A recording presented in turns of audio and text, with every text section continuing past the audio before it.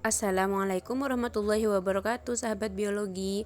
Selamat datang di pembelajaran tentang sirkulasi darah atau yang biasa kita kenal dengan sistem peredaran darah pada manusia.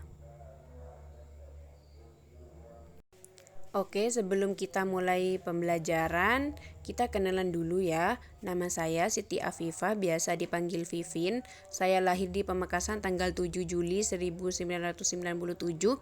Saya dari Bicorong Pakong sebagai guru mata pelajaran biologi di MA Mambolu Ulum Bata Bata Putri 1. Oke, next.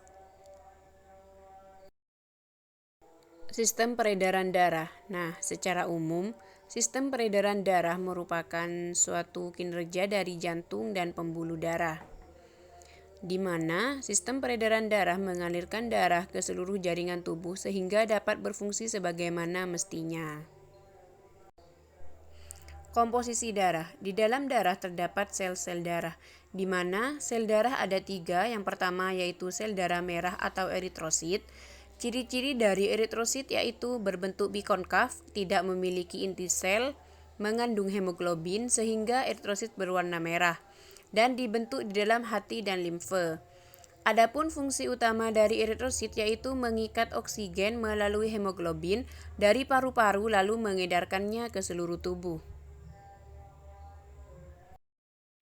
Sel-sel darah yang kedua yaitu sel darah putih atau leukosit.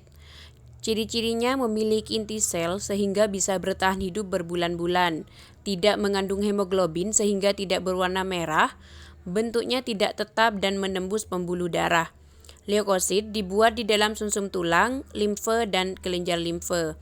Adapun fungsi dari leukosit yaitu menghancurkan kuman penyakit dan zat asing, mengangkat lemak dan menghasilkan histamin, melumpuhkan kuman penyakit di luar darah. Sel-sel darah yang terakhir yaitu sel darah pembeku atau trombosit.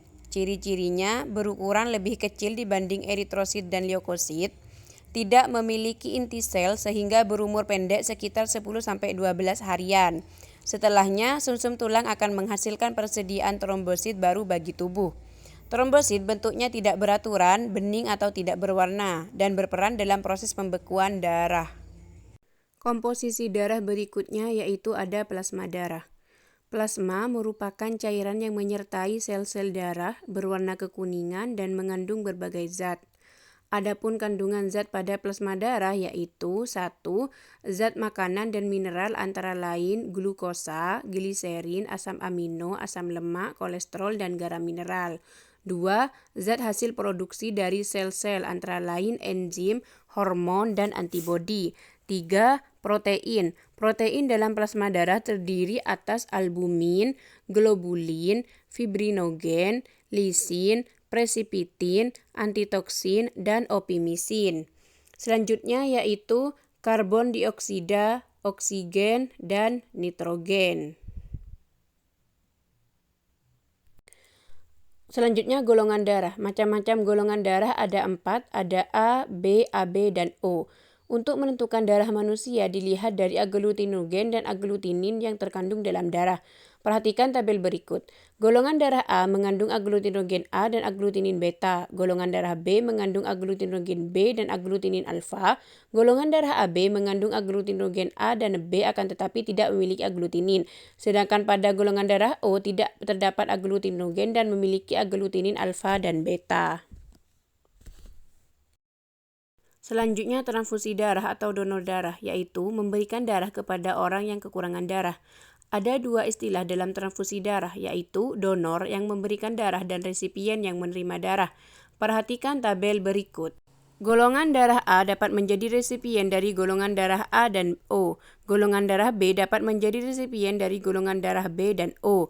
Golongan darah AB dapat menjadi resipien dari golongan darah A, B, AB, dan O. Sedangkan golongan darah O hanya dapat menjadi resipien dari golongan darah O saja. Alat-alat peredaran darah. Yang pertama, jantung. Yang mana jantung itu berfungsi untuk memompa darah ke seluruh tubuh. Adapun bagian jantung pada manusia ada 4 ruangan, yaitu serambi kiri, serambi kanan, bilik kiri, dan bilik kanan. Terdapat 2 proses saat jantung berdenyut. Perhatikan gambar berikut, yaitu Saat relaksasi atau diastol, pada proses ini jantung mengembang dan posisi darah masih di serambi. Nah, ketika katup terbuka, darah menuju bilik. Pada saat kontraksi atau sistol, bentuk jantung menguncup dan darah mulai dipompa keluar dari jantung menuju pembuluh darah ke paru-paru dan seluruh tubuh, lalu kembali ke jantung lagi. Proses ini berlangsung seterusnya setiap jantung kita berdenyut. Alat peredaran darah selanjutnya yaitu pembuluh darah, di mana pembuluh darah itu ada dua. Yang pertama ada pembuluh darah nadi atau arteri yang membawa darah keluar dari jantung. Yang kedua ada pembuluh bali atau vena yang mengantarkan darah dari seluruh tubuh ke jantung. Selanjutnya proses peredaran darah pada manusia. Nah, perhatikan gambar skema di samping. Darah ada di serambi kiri, kemudian lanjut ke bilik kiri, terus ke pembuluh darah, kemudian berkumpul sementara di aorta. Kemudian lanjut mengalir ke seluruh tubuh melalui pembuluh arteri, terus mengalir melalui pembuluh vena, menuju serambi kanan, lanjut ke bilik kanan, melewati arteri pulmonalis, menuju paru-paru, kemudian kembali lagi ke serambi kiri melalui vena pulmonalis. Begitupun seterusnya. Macam-macam peredaran darah yaitu ada dua, ada peredaran darah besar dan peredaran darah kecil.